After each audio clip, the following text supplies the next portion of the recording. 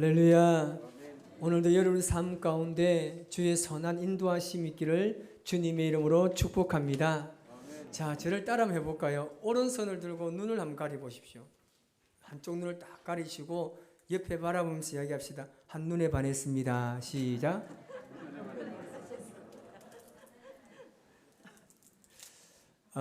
무엇인가를 이 성공한 사람들의 인터뷰를 듣다 보면 하는 말이 늘 있습니다.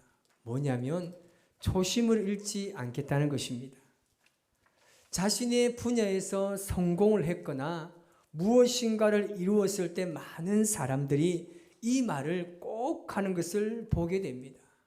저도 선배 목사님들과 대화를 나누다 보면 꼭 저에게 하는 말이 이 말입니다. 초심을 잃지 말라는 겁니다. 처음에 가졌던 그 마음을 잃지 않으면 성공한다는 겁니다. 저도 늘 그 마음을 가슴에 담고 있습니다. 저는 이런 말을 들으면서 두 가지 정도를 분석을 할 수가 있었습니다. 먼저는 뭐냐면 이 초심이라는 것, 처음의 마음가짐이라는 것은 정말 아름답고 성공적인 삶을 살기 위해서 반드시 지켜야 되는 아주 중요한 요소라는 사실입니다. 이것은 한순간에 있다가 없어지는 것도 아니고 어떤 시절에 있는 그런 마음도 아니고 정말 아름다운 삶을 살고 복된 삶을 살려면 반드시 지켜야 되는 그런 마음이 초심이라는 겁니다. 그리고 또 하나는 초심을 잃지 않겠다고 말하는 사람들, 그들은 왜 꼭 이런 말을 하는지라는 겁니다. 그 이유가 뭔가라는 거죠. 그것만큼 이 초심을 잃어버릴 수 있기 때문입니다. 생각보다 많은 사람들이 자기도 모르게 처음에 이 마음을 잃어버린 경우가 참 많습니다. 나도 모르는 사이에 초심이 변질되고 변형되어서 한순간에 이 초심이라는 것을 잃어버리기가 쉽기 때문입니다. 그렇습니다. 그렇게 행복하고 좋아 보였던 것이 어느 순간부터 짜증이 나요. 힘든 것이 되었다면 그 이유는 딱 하나입니다. 처음의 마음을 잃어버린 것입니다. 그것을 잃어버렸기 때문에 그렇게 좋았던 것이 안타까운 것으로 변형되고 바뀌게 된 것입니다. 그래서 우리는 늘 마음의 결단을 해야 됩니다. 초심을 잃지 않겠다는 결단입니다. 그래서 우리는 우리의 신앙의 삶을 날마다 점검해 보아야 합니다. 나는 처음 가졌던 그 마음, 그 초심을 잃어버리지 않았는지를 우리는 늘 나의 삶을 점검해 보아야 합니다. 여러분, 우리가 말하는 초대교회는 지상의 모든 교회의 본이 되는 교회라고 말합니다. 모든 그리스도인들이 이 마음에는 다 공감하는 부분입니다. 그렇다면 이 초대교회가 왜 지상에 가장 모범이 되는 모델이 되는 교회가 될까요? 모이기를 힘쓰고 모일 때마다 떡을 떼고 예배 드렸기 때문입니까? 아니면 자신의 소유를 주장하지 아니하고 가난한 사람들에게 매일매일 나누고 복음을 전하고 부흥하는 것 때문이었습니까? 물론 이것은 틀린 말이 아닙니다. 그러나 저는 여기서 하나님의 마음을 볼 수 있었습니다. 이렇게 아름답고 부흥하는 초대교회를 왜 하나님께서 박해를 통해서 흩으셨냐는 겁니다. 여러분, 그렇지 않습니까? 상식적으로 한번 생각해도 그렇습니다. 정말 교회가 성장하고 부흥하고 기쁨이 넘치고 날마다 수많은 사람들이 예수님을 구주로 영접하는 그 교회를 왜 하나님께서 흩으셨냐는 겁니다. 엄청나게 부흥하는 그 교회를 흩으신 것을 우리는 도저히 상상할 수도 없고 이해도 되지 않습니다. 그러나 여기에 하나님의 마음이 있습니다. 여러분, 하나님께서 초대의 교회가 모든 교회의 본이 되는 교회가 되기보다는 주신 사명을 잘 감당하도록 하기 위한 겁니다. 수많은 박해를 통해서 초대 교회에 있던 사람들이 흩어졌을 때 그들이 어떤 일을 했습니까? 사도행전 8장 4절에서 5절에 이렇게 말합니다. 시작. 그 흩어진 사람들이 두루 다니며 복음의 말씀을 전할세 빌립이 사마리아 성에 내려가 그리스도를 백성에게 전파하니. 아멘. 하나님께서는 초대교회가 이방인들의 복음을 전하는 사명을 감당하기를 원했습니다. 그런데 지금 그들은 어떻게 하고 있습니까? 정말 성령의 충만한 은혜를 통해서 엄청난 부흥의 성과를 가져왔습니다. 자기들끼리 함께 나누고 먹고 마시면서 교제하고 기도하고 있었다는 사실입니다. 여러분, 진정한 부흥이 무엇입니까? 사람의 수가 많아져서 교회가 성장하는 것입니까? 예배할 공간이 부족해서 성전을 더 크게 짓는 것이 부흥입니까? 물론 그럴 수도 있습니다. 그러나 그것은 하나님의 몫입니다. 우리는 어떤 일을 해야 합니까? 하나님 주신 사명을 해야 합니다. 여러분, 교회가 크나 작으나 모든 교회에 하나님 주신 사명이 있습니다. 교회는 그 일을 해야 하는 것입니다. 그래서 우리 교회가 하나님의 이름으로 이웃들과 나누는 사역을 이제부터 해야 하는 것입니다. 교회는 끊임없이 주가 주신 사명을 감당해야 될 줄 믿습니다. 오늘 말씀을 통해서 우리 교회가 앞으로 나아가야 할 하나님의 비전이 무엇인지 살펴볼까 합니다. 먼저는 개인의 심령의 변화가 일어나야 합니다. 여러분, 예수님을 믿고 난 이후에 여러분 얼마나 변화된 삶을 살고 계십니까? 예수를 믿는 시간이 늘어나면 늘어날수록 여러분의 삶이 점점 예수님을 닮아가고 계십니까? 우리의 삶이 정말 바울처럼 극적인 변화는 아니더라도 우리의 삶은 끊임없이 변화되어야 될 줄 믿습니다. 이 세상에 변화되지 않아도 되는 사람은 아무도 없습니다. 변화가 완성된 사람도 아무도 없습니다. 우리는 하나님 앞에 설 때까지 예수님을 닮아가기 위해서 늘 변화되어야 합니다. 안타까운 것은 사람들이 자신의 변화를 위해서 애쓰는 것이 아니라 다른 사람을 변화시키려고 합니다. 자신의 변화는 두려워하고 싫어하면서 다른 사람을 변화시키려고 합니다. 그들은 오히려 자신의 변화를 추구하는 것이 아니라 다른 사람에 대해서 늘 이야기합니다. 어떻게 예수님 믿으면서 저렇게 살 수 있을까? 예수님을 믿고 살아가는 그리스도인들이 왜 저렇게 살아갈까라고 이야기합니다. 여러분, 지금 이것이 누구의 말입니까? 우리 말입니다. 나의 말입니다. 지금 내가 이렇게 하고 있습니다. 이렇게 말하는 사람들을 향해서 예수님께서 뭐라고 말씀하십니까? 마태복음 7장 3절에 이렇게 이야기합니다. 다 같이 읽겠습니다. 어찌하여 형제의 눈 속에 있는 티는 보고 내 눈 속에 있는 들보는 깨닫지 못하느냐. 아멘. 자신의 눈 속에 있는 들보라는 이 부족함을 보지 못하고 다른 사람들만 변화시키려고 하는 거예요. 다른 사람을 변화시키려는 그 이유가 뭡니까? 자신에게 문제가 없다는 거예요. 다른 사람에게 문제가 있다고 생각하기 때문에 계속해서 저 사람이 변화되어야 된다고 이야기하는 것입니다. 하지만 여러분, 성경은요, 진정으로 변화되어야 할 사람은 다른 사람이 아니라 나 자신이라고 말씀하고 있습니다. 나 자신은 변화되지 않으면서 다른 사람만 변화시키려고 하는 것은 영적 무지함에서 오는 것입니다. 나는 거룩해요. 나는 예배도 잘 드리고 신앙생활도 너무 잘해요. 나는 예배 출석도 너무 잘해요. 그런데 다른 사람 보니까 저 사람은 예배 출석도 안 해요. 기도 생활도 너무 안 해요. 저 사람이 사회에서 듣는 소리를 보니까 올바른 그리스도인의 삶을 살지 않는 것 같아요.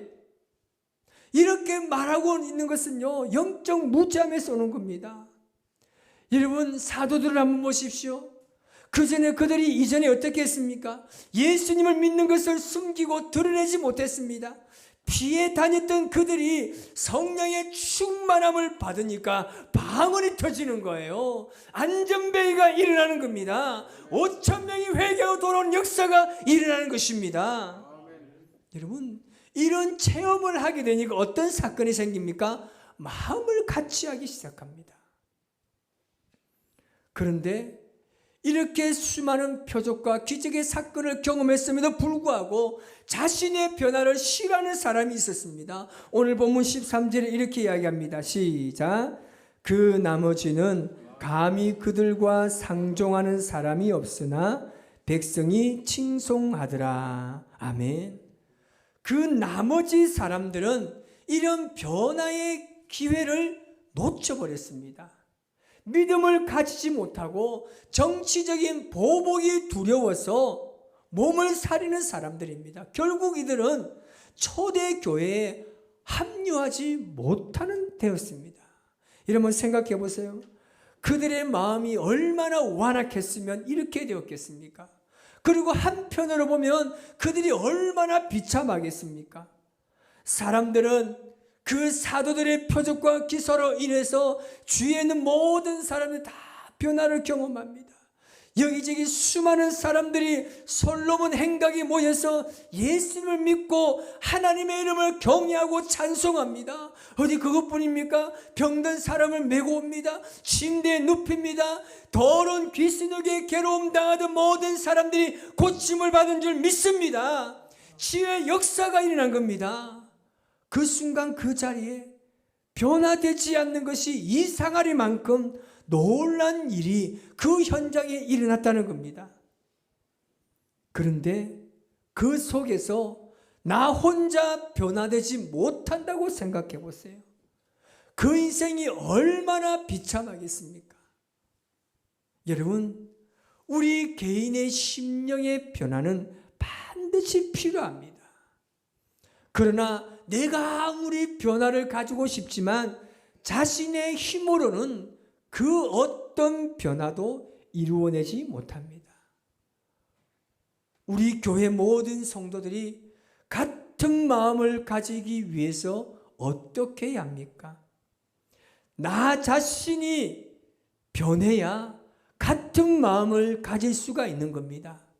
나 자신의 변화로부터 시작하는 것이 마음을 같이 할 수 있는 겁니다. 이제 우리 교회는 나 자신의 변화를 위해서 힘써야 합니다. 하나님께서 우리 교회에 마음을 같이 할 수 있도록 미션을 주셨습니다. 힘을 잃은 사람이 활기를 되찾아야 합니다. 가슴이 냉랭해진 사람이 뜨거워져야 합니다. 식었던 기도의 열정을 불태우는 변화의 주인공이 되시기를 주님의 이름으로 축복합니다. 내 자신이 변합니다. 지금까지 저 사람이 변화되어야 된다고 이야기했다면 아니요. 철저하게 회개하시기 바랍니다. 내 자신이 변화가 되어야 교회가 같은 마음으로 일어날 수 있는 것입니다. 두 번째는요, 구조적인 변화로 인한 부흥이 필요합니다.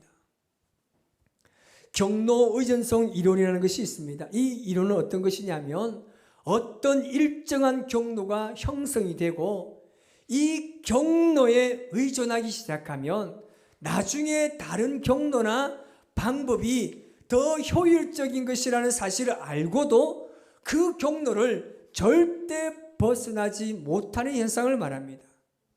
자동차를 운전하신 분들은 다 이 이론에 공감하게 됩니다. 우리가 운전할 때 어떤 목적지를 정하고 차를 몰고 갈 때를 보면 나도 모르게 늘 같은 길로 가게 됩니다. 때로는 그 길을 가면 막히는 줄 알아요. 그런데 꼭 그 길을 가요.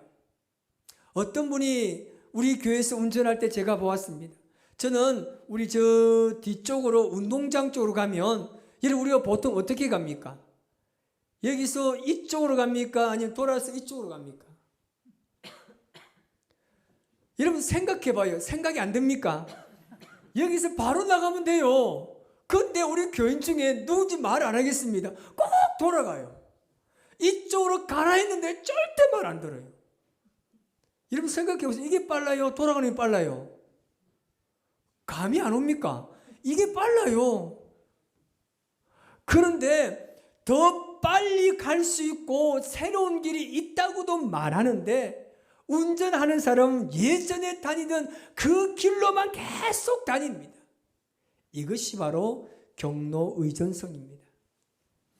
왜 사람들이 경로 의존성에 빠지게 되는지 아십니까? 익숙하기 때문입니다. 익숙하다는 것은 그만큼 편하기 때문입니다. 우리가 여러분 예배 시간에 한번 보십시오. 성도들이 예배 드리는 자리를 보면요, 대부분 늘 자기가 앉던 자리에 앉는 것을 볼 수 있습니다. 여러분 지금 우리가 방역 수칙 지키기 위해서 표를 새롭게 좀 붙여놨습니다. 혹시 내 앞에 그 표가 있는 사람 한번 손 들어보세요. 이런 분들은 그래도 좀 잘 지키는 사람이에요. 그런데 꼭 죽으라고 이 자리에 앉아요. 이 자리에 앉지 않으면 예배가 안 될 정도로 늘 그 자리에 앉아요. 여러분 왜 그렇습니까? 왜 꼭 그 자리만 고집합니까? 그 자리가 익숙하고 편하기 때문입니다. 자리뿐만 아니라 우리의 삶 전반에 걸쳐서 이런 부분들이 많이 있습니다. 사람들이 익숙하고 편한 것을요 좋아하는 이유가 무엇인지 아십니까? 그 속을 들여다보니까 이 새로운 것, 변화하는 것이요 싫어서입니다. 물론 좋은 습관이나 전통은 그대로 유지해야 합니다. 하지만 변화해야 하는데 단지 익숙하고 편하다는 이유 때문에 그 자리에 머물러 있으면 안 됩니다. 변화하는 것은 물론 쉬운 일이 아닙니다. 변화에는 분명한 희생이 따릅니다. 시간이 필요합니다. 어떤 경우에는 무엇인가를 잃을 수도 있습니다. 그럼에도 불구하고 익숙함의 자리에 그냥 머물러 있어서는 안 되는 것입니다. 익숙함의 자리에 머물고 변화를 시도하지 않고 변화하지도 않는다면 여러분 도태될 수밖에 없습니다. 사도행전에서 보여주는 교회 부흥의 본질은 어떤 것입니까? 구조적이고 조직적입니다. 교회가 부흥할수록 체계적인 조직이 형성하고 효율적이고 생산적인 시스템이 구축해 나갔습니다. 이것은 여러분 사도행전 2장에서부터 시작이 됩니다.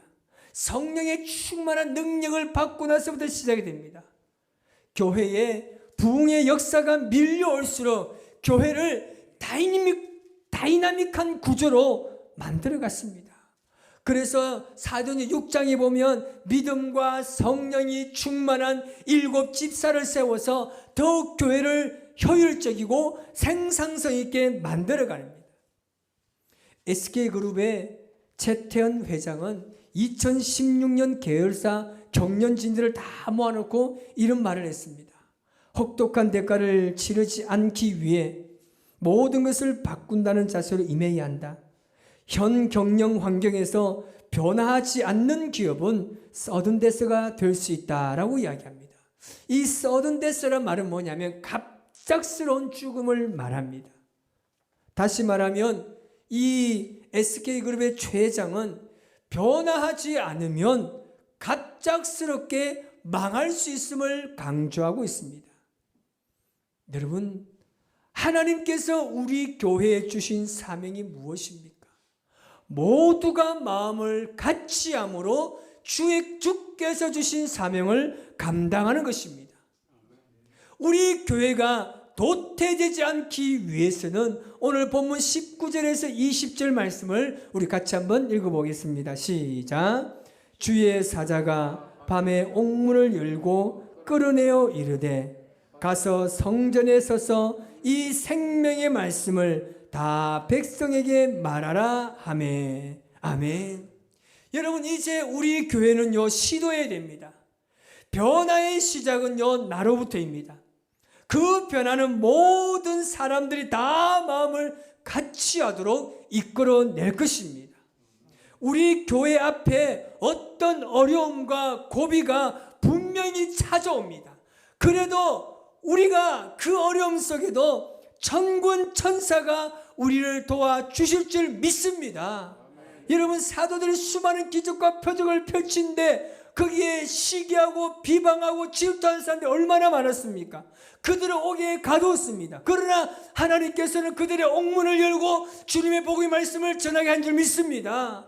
이 어려움을 우리가 함께 극복해 나가야 합니다. 어떻게 해요?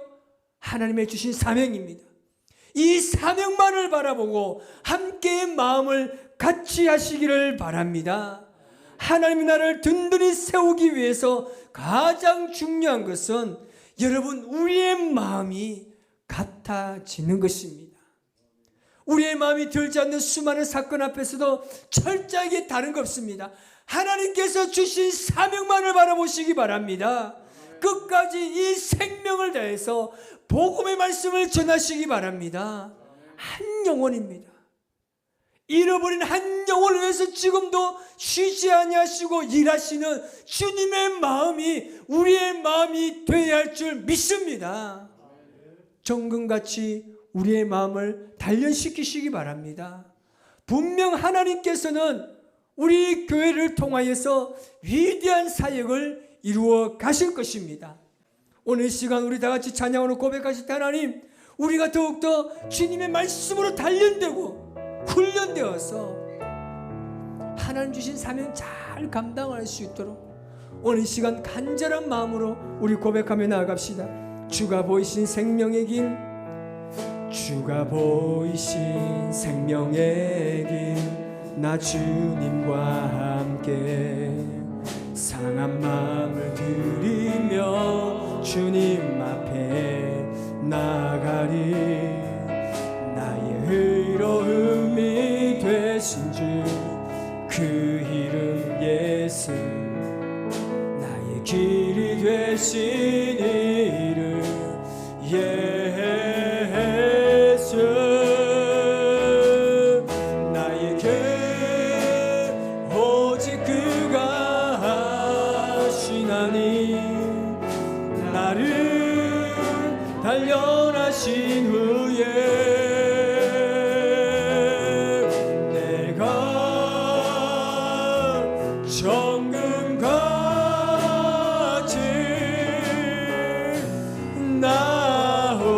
한번 더 고백합시다. 주가 주신 생명의 길, 주가 주신 생명의 길, 나 주님과 함께 상한 마음을 들이며 주님 앞에 나가리. 나의 의로움이 되신 주 그 이름 예수, 나의 길이 되신 이름 예수.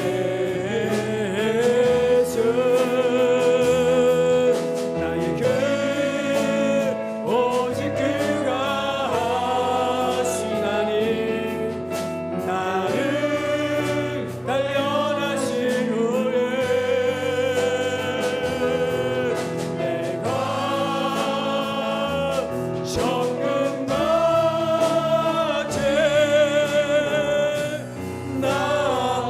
두 손 높이 들고 나의 길 오직 그가 하시나니, 나를 단련하신 후에